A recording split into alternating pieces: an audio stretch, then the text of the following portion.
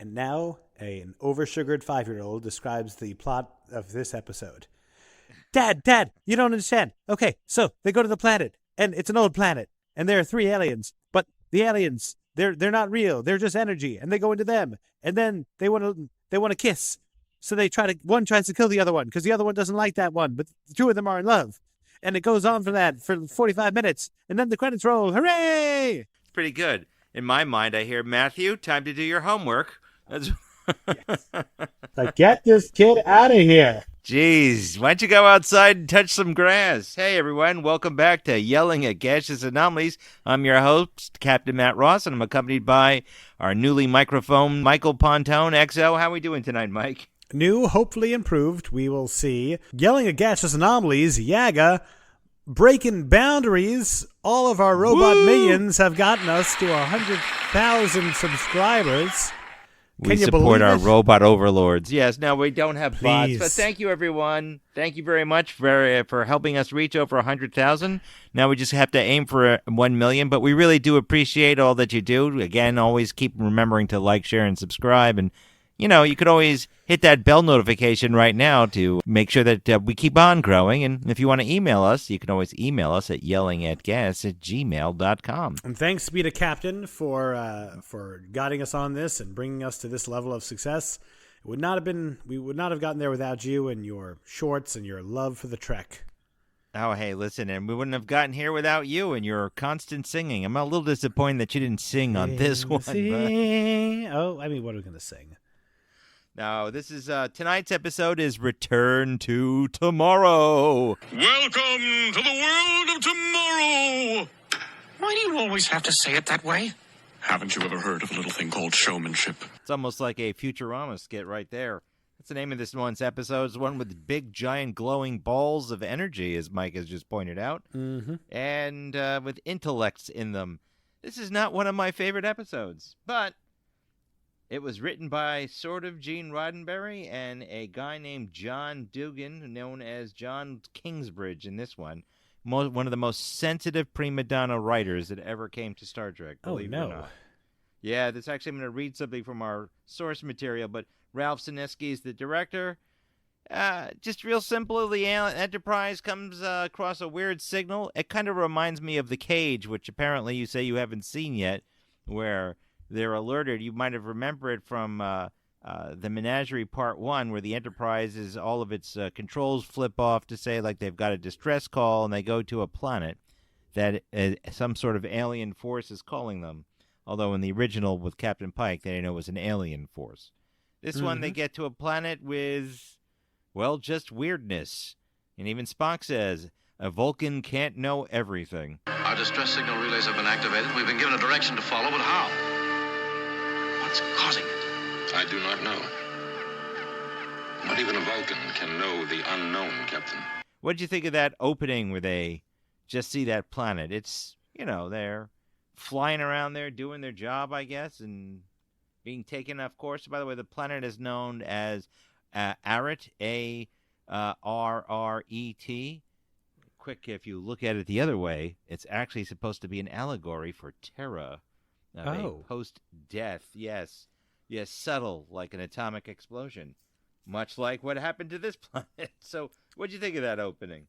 Good opening, fine. I always liked the idea of there being a planet that once was 1 million years ago. At some very developed. I often think about that, even in our own solar system. There's a chance that, for instance, Venus has a runaway greenhouse effect.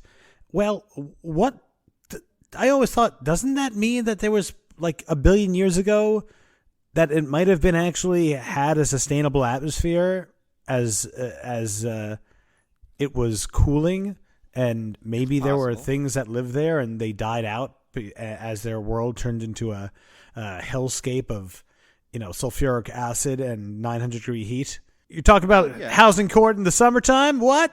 Yeah, especially in the Bronx. Ooh, that's like a giant magnifying glass, which is more appropriate to Batman 1966. But yeah, and the smell of axe wafts through the air. But it's no, delightful. Okay, so we have this opening. It's cool. I like that they're exploring. They're like, hey, this is as far as we've ever gone. True. They were just following a signal.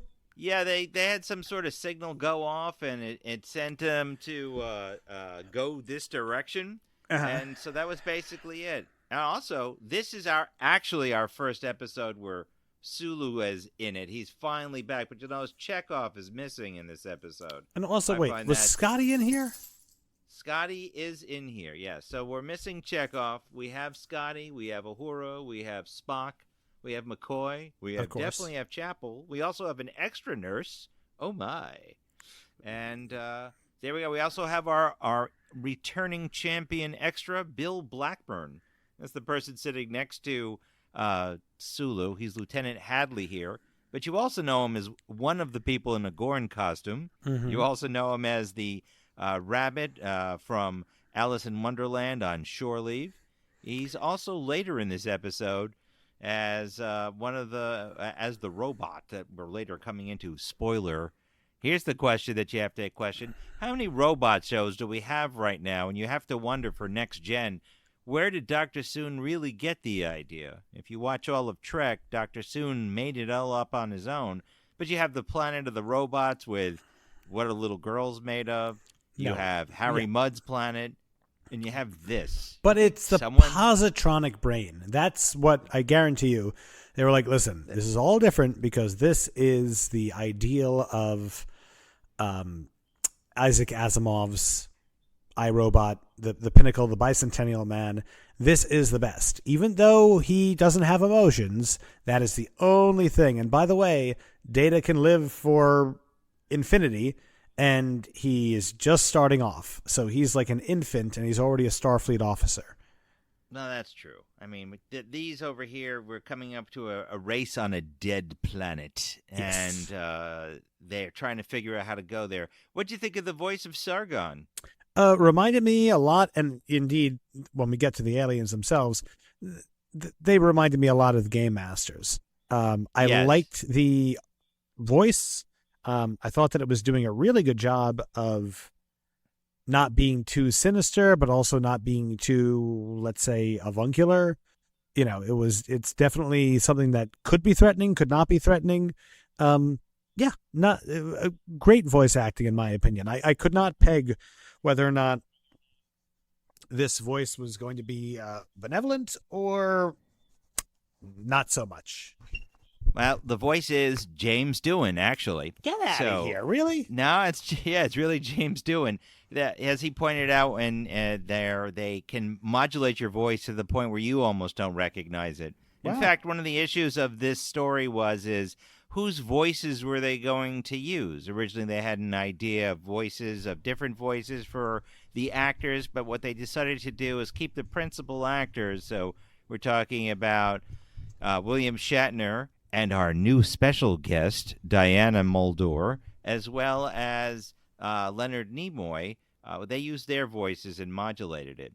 And it's interesting that you mentioned the Gamesters of Triskelion.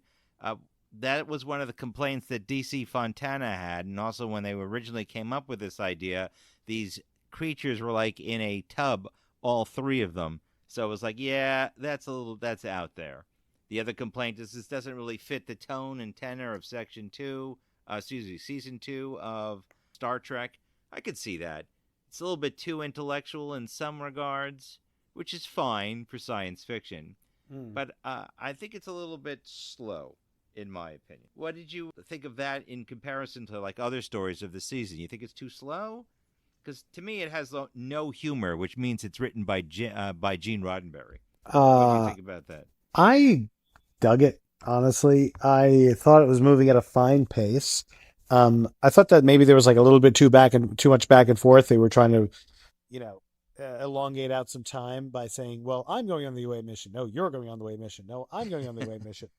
But I mean, it's not too bad. And again, I think that we're going to differ on this just from a brief conversation before we started, because the thing that I'm liking about this so far, and the thing that I like about it for the rest of the episode is, what do I like about Star Trek? I like it when there's a high sci-fi concept, and when they're really going for it. I don't like it when they're phoning it in like an amoeba in space. Go Hey, figure. I like that amoeba. The amoeba in space. Well, always wash your hands. Oh, wait, I'm sorry. That's the wrong episode. Yeah. And just Now, like this, not enough is happening. This, I'm like, okay, energy beings. And we're going to get into that. I thought of immediately 2 other things from Star Trek Future when I saw these energy beings. But it was good. Incorporeal. Wanting to have life again, wanting to be in a body, the concept of making an android. It's fascinating. I mean, this is something that you could be making a sci-fi show about now in 2025. It's astonishing it was happening 60 years ago. Yeah, it is a very high concept. I will give it credit for that. And that does come down to John T. Dugan, who was more of a intellectual, wanted to do something with non-corporeal bodies.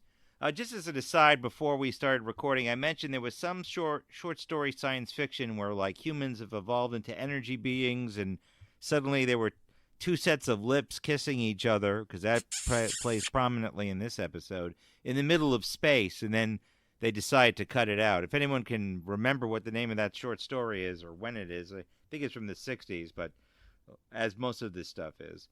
Roddenberry, by the way, had rewritten it a bunch of times, and John Duncan did it 3 times, and this Kuhn was his actually last revised outline right before he left the show. It was a lot more sexual, where the bad guy Spock, who he's later turned into as Hennock, was more sexually abusive and horny throughout the show, so they dialed that down. Probably a good idea there. Yeah. But when we get to it, the Sargon is so all-powerful, he's able to stop Kirk leaving without Spock, and he chooses Spock to go down and Kirk to go down.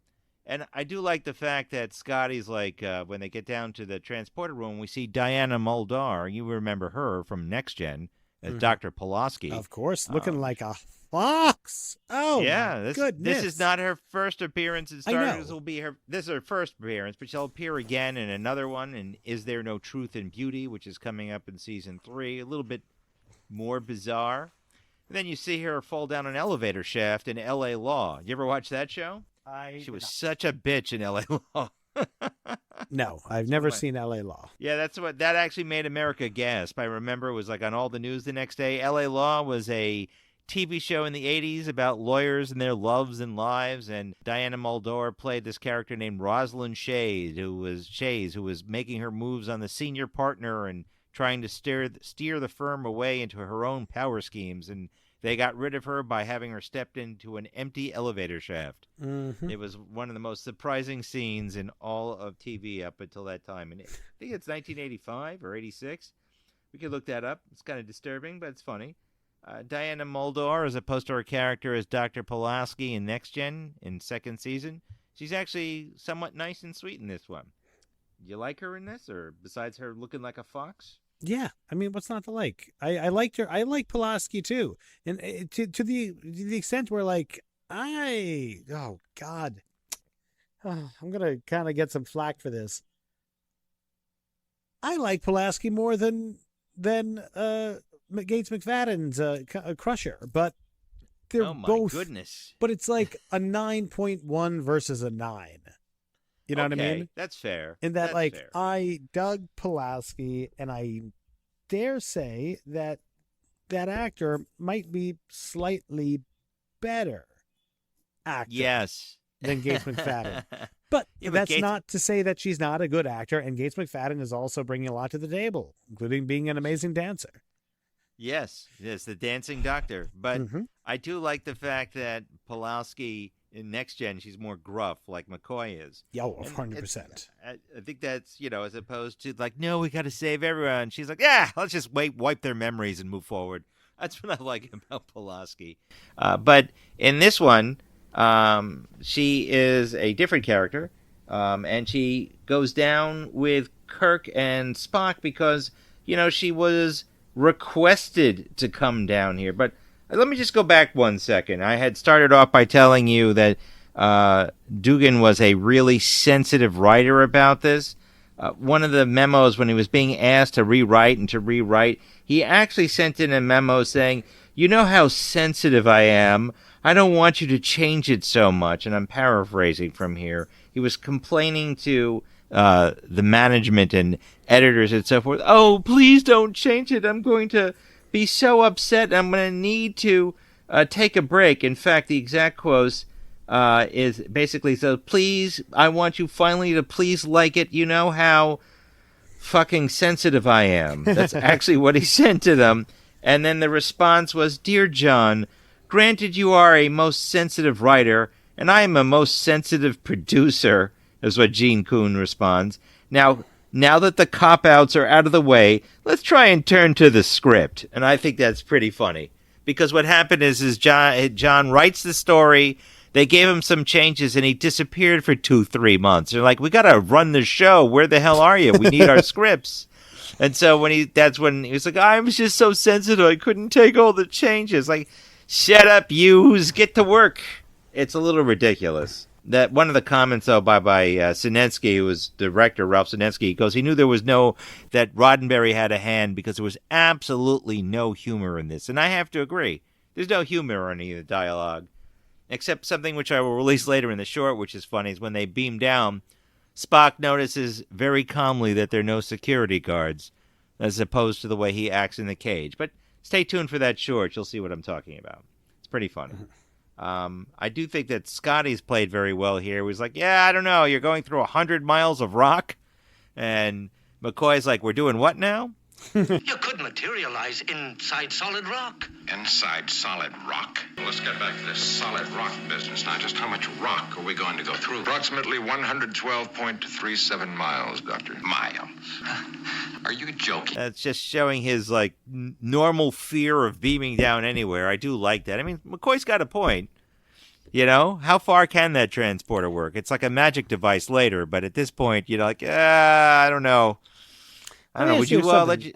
Yeah. Yes, I would, because it doesn't make any difference. Yeah, no. Whatever it's going. I mean, if it's happening, it's happening, and it's not like people Right, get beamed right. into buildings all the time. But That's true. It does let me bring up a question here. Now, in Star Trek, aside from the ghastly body horror of that poor Vulcan officer and his wife in motion picture, has there ever been a documented in Star Trek death from transporter accident? I know there's been weird stuff like two Rikers or Tuviks. Well, death to Tuvix. That's my opinion. But anyway, that'll get flack, I'm sure. But I think there was like on the Pegasus. Well, I mean, that was the whole ship phasing where people were disappearing through the walls. In Enterprise, they had a problem with recombining people in the last season episode, season 4. I think the episode's called Daedalus, where they could not recombine somebody who got on an early transporter. So you have that type of thing. And if you recall back to our beginning, in the first season, they had issues where it split Kirk apart, from the enemy within, and also destroy stuff. So I don't think there's ever been an on-screen video or showing of someone being mauled apart by a transporter. If any fans out there can tell us an on-screen example, please email us again at yellingatgas@gmail.com. But I don't think there is. We have that one horrid scene in the motion picture with the Vulcan and some other officer turn into blobs or something. Of course, you have Galaxy Quest. Yes. With the digital conveyor. And exploded. Yes. That's actually pretty funny. But even though we have all these issues with the script, actually DC Fontana liked it. She actually thought it was a pretty good story. However, Robert Justman wanted to point out that he considered that ideas behind this, or the writer, was kind of a screw up and taking so long. So we do have that. It's kind of humorous to me. Actually, if we could find that one quote, but it's all right. Robert Justman did not like the fact that he had all these excuses, and that's why he called him a screw-up. Like, why did it take so long? What do you say, your dog ate your homework? That's literally what he was asking, and that's where he was saying, oh, I don't want to be so upset. The Justman actually says, I think we have in this script a perfect example of how to take an interesting idea and completely screw it up. If you're looking for a way to force out the most rabid fans to transfer loyalties, I suggest you have found it. So they thought that this would make people run away from Star Trek. Wait, why? because the story isn't exciting or interesting. It's just a long slog. So he didn't count on Michael Pontone, 60 years later, liking more it. just like who, what, why, what, why, who, what, where, what's so bad about Well, it? it wasn't interesting at the time. It was, they go down, they come into a bunch of rooms, they see a bunch of balls, and then they come on up with the balls. I do like that scene where they come and see Sargon. I find that interesting. Well, more interesting, like fascinating, as Spock would say, with that giant receptacle kind of sitting apart from the others. I love that. I think that's a genius, where it's scanning for people. Mm-hmm. Did you like the way that was set up? It was like the bare minimum. Yes, very good. Yeah, very good. Okay. What's not to well, like? we meet Sargon, but then we see Shatner do his jazz hands technique to be taken over.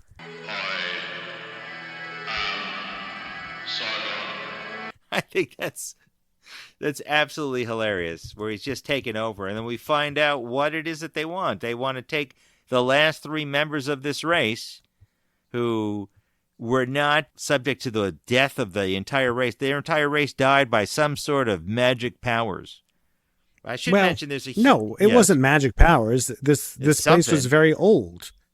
The planet came apart. It stopped working. One day our minds became so powerful, we dared think of ourselves as gods. Well, that because they had a giant war using their tremendous mind powers. So that's kind of like, again, the Cage, which you saw pieces of in the Menagerie with the Telosians, where they were addicted to the powers of illusion and they destroyed their planet in a war. Mm-hmm. It's a very similar theme, if you notice. There's a big controversy here, which NBC had an issue with, because Sargon says, we think that you are our descendants. We set up your planet with Adam and Eve, and they were worried that that would get a lot of flack from the Bible Belt of the U.S. Because it is possible you are our descendants, Captain Kirk. 6,000 centuries ago, our vessels were colonizing this galaxy, just as your own starships have now begun to explore that vastness. Messing with the Bible and so forth, and more religious members. I mean, distinct possibility. Well, they changed it so they could say, like, well, I kind of forgot. Who knows of these stories anyway, where Muldor's character basically says, like, well, we show that life on Earth developed independently. The Vulcans say it does kind of fit our story where races that came by and visit, and this also kind of gives you the idea of the preservers, you know? So that is something right there. And there we go. So what do you think so far, though, of like that idea of that in and of itself, where that humanity or actually races could be created from aliens out there? Battlestar Galactica used to say that, but, There are those who believe that life here began out there. What are you talking? I mean, that comes up in Star Trek, the chase. all the time. Yeah, well, that's like 40 years later, but this is like right here, right now. I mean, listen, I think that's now. Okay, so let's look at our own history, right? So Earth is a big, gigantic molten ball. It starts off completely sterile. It's 1,000,000 degrees, and it's nothing but igneous rock. So where does life come from? Where's the first microbe? Presumably, I'm a skeptic, right? I don't believe in aliens or UFOs or anything like that or ghosts. But in a weird way, to me, it makes much more sense that we were seeded by something, either maybe accidentally, like there were some microbes on an asteroid that hit Earth. And somehow, like sea monkeys, they were freeze-dried but were able to thrive. Or that we were seeded by, by some sort of extraterrestrial. Or a science experiment that got out of control. Or, of course, our Lord Jesus Christ did it. Oh, maybe it's yours. It's ours. He loves you too, Matthew, even though you're a Jewish person. Oh, maybe life out there began in here, or something like that. The opening of Battlestar Galactica, or maybe we could even quote the last episode of Next Gen. But we'll come to that. Everything you know, your entire civilization, it all begins right here in this little pond of goo. So, in the meantime, that's where they came up with. They changed the story so they wouldn't get so religious at all in it. They thought a lot of the writing originally was a little bit too old-timey. Dugan complained that Kuhn's suggestions were too colloquial in their writing and a little bit too jokey. But basically they came up to it. DC said, I don't like the idea that we have brains floating in a jar. We just did it. That's why they came up with this. The fact checkers weren't a big fan of this either. So once we get past that issue of like the aliens, we get into the other room. We see the other two aliens, or the aliens saying they created life on Earth. I like the idea that the ball is very bright, but when the humans are in it, it's like a weaker light. I think it's actually kind of reminds me a little bit of Forbidden Planet. I don't know. You ever see Forbidden Planet? Yes, only once because of my love of Leslie Nielsen and because people told me to watch out for the Shakespearean Tempest, overlaps. But right. Yes, I did see it. And yeah, I really liked the design of the energy beings that would pop up. Thought it was awesome. Is that what you're talking about, Captain? Yeah, yes, exactly. Well, on the planet with the Krell, your mind powers are sort of weak. I do like that, and that was pretty cool. The fact checkers found that that Gene Roddenberry was a great sci-fi writer, and they did like the fact that this was like an attempt to have higher sci-fi on television, as opposed to the likes of the Time Tunnel or any other of the Irwin Allens. By the way, Time Tunnel also has a very popular Star Trek guy in it, James Darren. You might know him as Vic Fontaine in DS9. Oh, he was a star in that episode. No joke. Yeah, it's actually pretty funny to watch that. Voyage to the Bottom of the Sea, very similar. Also, but the other sci-fi on. I got a joke about that. Sure. It was beaten by a rock. The protagonists. Oh, come on. All right, so we got the Time Tunnel. It just came to me. Can you believe it? Look at my witticisms. Oh, you're such a card. But one of the issues was in here is that John Dugan was mad at Roddenberry, and they got into, again, another behind-the-scenes fight of who gets credit on this episode, because Roddenberry did so many changes over here. He tried to get all the credit for it, and it went to the Writers Guild of America. But guess what? Roddenberry got the credit. Well, I mean, obviously, like this guy is an Englishman, right? And Roddenberry is a famous producer at this point. Well, he's not really, famous, but he's got a lot of stuff here. Dugan was more of like an intellectual for Broadway plays. He taught at Fordham, so he was like an advanced English teacher. But he was fair enough.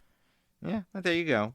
I mean, to me, this is kind of also similar to, again, those other episodes. By the way, Ralph Sinetsky, he was our backup director after Pevney and Mark Daniels. But him, he was also in This Side of Paradise, Metamorphosis, Return to Tomorrow, and Obsession. So that's where Sinetsky comes in. John Meredith Lucas, though, had to finish this off because Sinetsky had to go for Yom Kippur. So John Meredith Lucas, the new producer taking over for Kuhn, was if only he loved Jesus. Well, please. The Yom Kippur producer. Besides, then you'd have a lot less exciting stuff. And besides, who would write all your Christmas music? Yeah, not you guys. No. We need them. We need help. Anyway, so we got Sulu back. He wasn't too thrilled with it because he didn't think he had enough lines. And I say, shut up. Sulu, you have the con? Yeah, seriously, what? You just took... Come on. They just gave you 3 months off to go shoot the Green Berets. What are you just complaining about? Yep. Diana Muldaur was in I Spy and Gunsmoke. She was actually the new hot actress of the time, and I mean that as in like she was popular. So she later became in other shows and plays and so forth throughout. But she also does, again, make a return to Star Trek later. I do like the fact, though, one of the things, getting back to the story, that the aliens taking over Kirk's body, they will burn it out. Heart action double, temperature 104 degrees. He'll die if you don't leave his body soon. Do you remember any part of it? Yes. Spock, I remember. I remembered. Mommy, I remember. A loaf of bread, a container of milk, and a stick of butter. I think that's, he gets overwhelmed with high blood pressure, heart beating irregularly. It's something that they have to figure out getting back. That's what they decide to do when they get back to the ship. And that's where we come to one of the most famous speeches in all of Star Trek. They're trying to decide, can we help these aliens or should we? And that's where we get our most Shatner-esque line, which is the bit that Roddenberry wrote.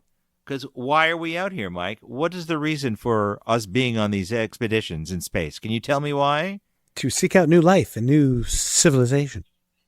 And for risk. Oh, risk right. is our business. Risk is our business. That's what the starship is all about. That's why we're aboard her. That's the most important thing. That's what I did like from that stupid amoeba episode. That line where he's just like, "Our job isn't to survive. Our job is to push it." And again, remind everyone, it's this is not the Star Trek the Starship Enterprise D, where it's a hotel and a cruise in space with families. This is a warship, not a warship, but it's a cruiser. And stuff can go down. It's not always going to be pretty. No carpeting. Mm-hmm. No wall-to-wall carpeting. But it doesn't matter, because even in the 24th century, no one has seatbelts. But I do like the fact when they're having the discussion before risk is our business, Scotty's like, what are you, insane? You want aliens to take over you? And You're going to what? Then build robots? What the hell's going on here? I do like that. Yeah, but, I mean, I don't exactly know why Kirk said yes. Yeah, it is a little silly. I don't know. Would you have said let aliens take you over so they can build robots? No. I'm like a little too freaked out by the whole dark Black Mirror thing of like, this is one of the reasons I'm not. Well, I mean, any number of different things. I'm really not into the whole movement of like, well, you can live forever, just upload your brain into a computer. I'm just like, nope, because here's the thing. If that's happening and your consciousness is still experiencing time and it takes maybe 3 seconds for your consciousness to go from your body to a computer, who's to say that that you don't live a second for every cycle that the CPU does, and it takes 1 billion years, and 3 seconds later, you've had 1 billion years of being alone, and you're a ruined, disgusting husk. You know what I mean? Well, I mean, that could seem that way. I mean, we see that kind of in actually Enterprise, where Hoshi has like a transporter psychosis. I forget which season that's in, where she experiences an entire lifetime in the beaming process. No, dude, no. That was. I never heard of that. That's copied from a famous short story by Stephen King called The Jaunt. Did you know that? No, I did not. So in The Jaunt, very quickly, I love my Stephen King inserts because Stephen King actually writes a lot of sci-fi. People don't. Just doesn't get looked at too closely because this horror is so famous. But basically, The Jaunt is a short story about telling the history of this technology called The Jaunt, which teleports you instantly from one place to the other, but you must be asleep. If you're awake, you come out the other side and you've lived billions of years by yourself in some white void. In a truly screwed up thing, an early Jaunt scientist ties his estranged wife to a chair. And there are like at this point like only 12 Jaunt stations, like receiver stations, and he pushes her through awake, but he turns off all the stations. And when they find out, they turn them all on to see if maybe she'll come out, and she doesn't. So she's just floating through space and existence for eternity. That bastard.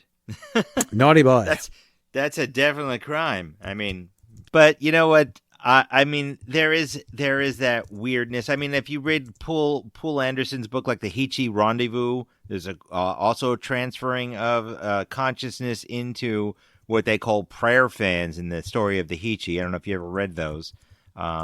You have that as an issue. There's also a science fiction comic called Time Warp, where the body parts and minds get replaced into a computer, and the question is are you actually ever really you ever again? Oh, well, I mean, CGP it's Grey, like the Borg in a sense, Well, I mean, CGP Grey is a very famous YouTuber, and he had this whole bit about how transporter machines are just murder machines, and everyone's dying every time they go into them. It's just that a perfect clone gets spit out the other side. So it's like, you're dying. Are you going to go into the transporter if just the ship of Theseus idea of you is coming out the other side? Which is also, of course, touched upon in The Prestige. Good movie. That's true. But, that happens all the time. Steve Shives also, and that's another fellow YouTuber who has a channel on Star Trek. He also points out that they has an episode is the transporter a murder machine? That's actually what he calls it. Well, yeah. But getting back to our story, they get to after they decide they're all going to do it. They're in sick bay. They transfer themselves into it. You see Sargon and Thalassa, who is actually Lieutenant Commander Anne Mulhall, by the way. That's Diana Muldaur. But the funny thing is watching Spock wake up saying like, oh, wow, how superior the Vulcans are. It's amazing they didn't take over the Earth. You're like, yeah, shut up. I'm surprised the Vulcans never conquered your race. The Vulcans worship peace above all, Hannah. Yes, of course, just as we do, Doctor. Yeah, but that's actually, it's nice to see Nimoy play against this character's type, where he's like more jokey, and he's looking at Chapel saying, you're a lovely thing, That's that was the leftover sexual items that they had put in the script. But this is where they begin to slowly go off the rails. They build their robots. They're trying to decide what to make. And McCoy has one of his several medical logs saying, like, I'm a little worried. And then we see where Henoch is like a terrible person. And this is the first hint where he's talking about conquest. Henoch, who's inhabiting Spock, is said to be the opposition of whatever the war was between Sargon and his wife and their side and Henoch. And these are the elites of what's left over. But Henoch says, I have a cure to make sure that the bodies burn out, and he immediately plots the demise of Sargon. That's correct. But since I will arrange for you to administer each of the injections, no one else will notice. But without the same formula, Captain Kirk will die.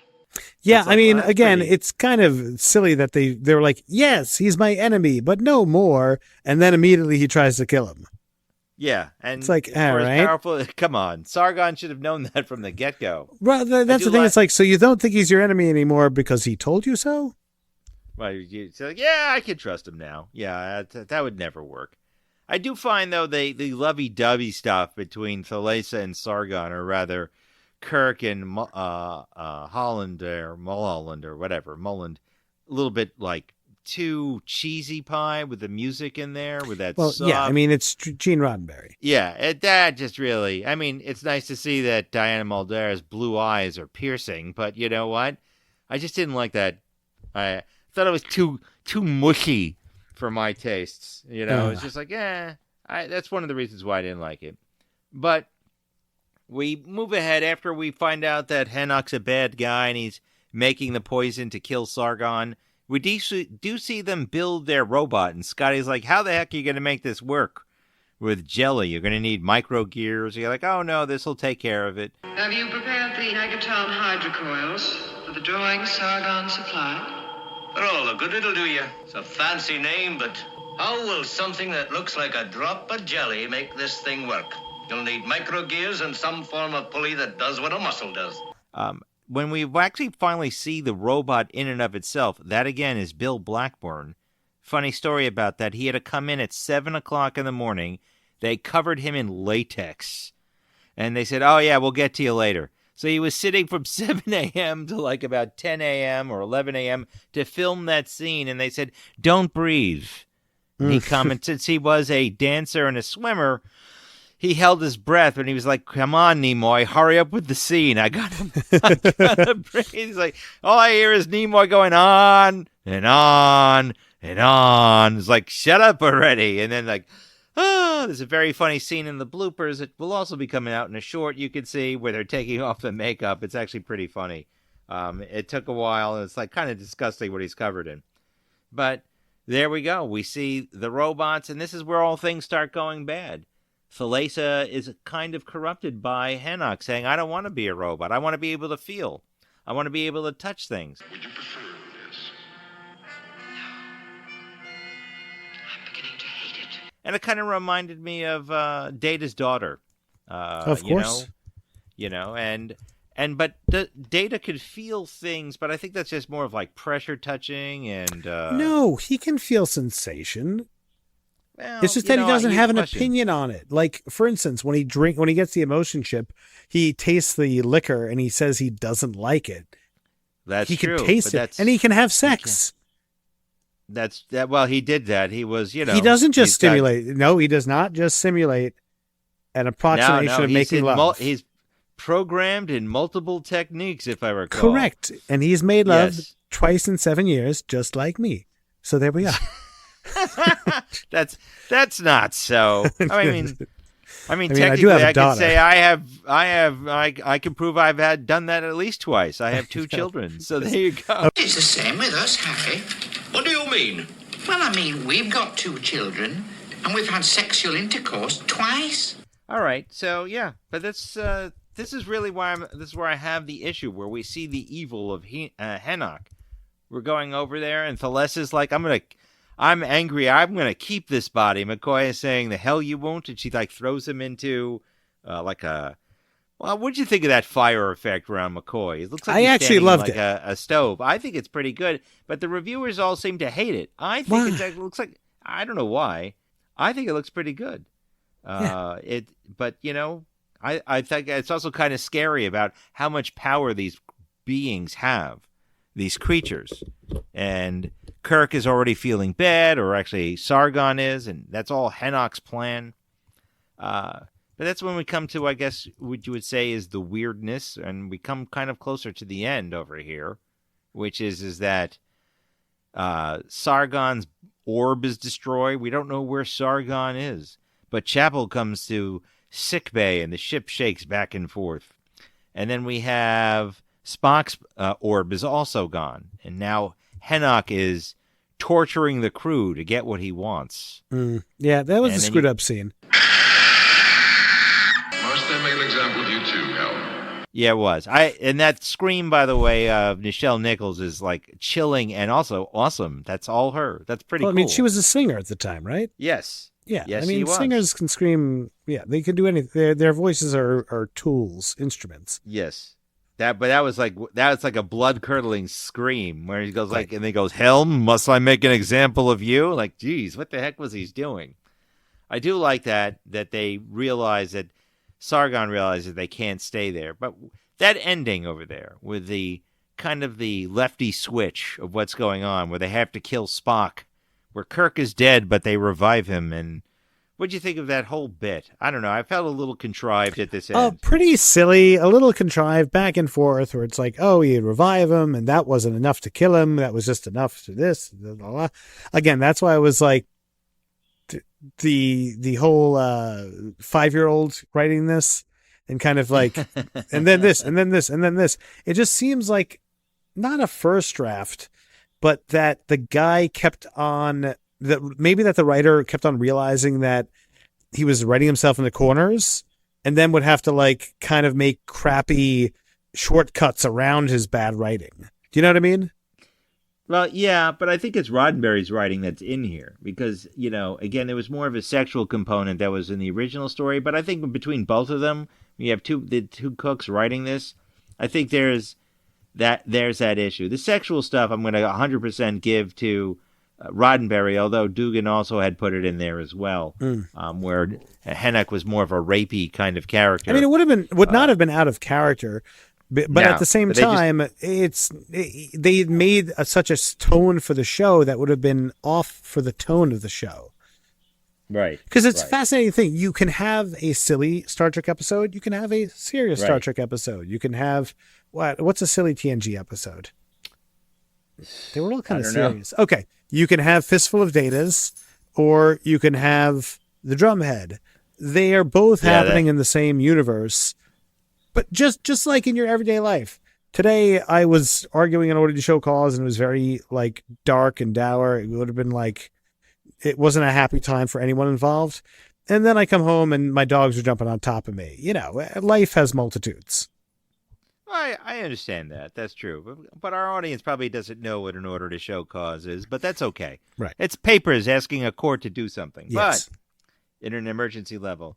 Here's an interesting tidbit before we end, Shatner gained a lot of weight. This was filmed by Thanksgiving, and it was like most people, he likes to diet after Thanksgiving. So they had to give him an extra long black shirt, so when he bent over, that you wouldn't see his like back. Hey, you know what? I mean, maybe maybe I had that thought for a fleeting second that his face looks a little bit rounder than usual, but also I'm like, whatever, man. It's like the 60s. He could have gone on a bender and drank a bottle of whiskey the night before.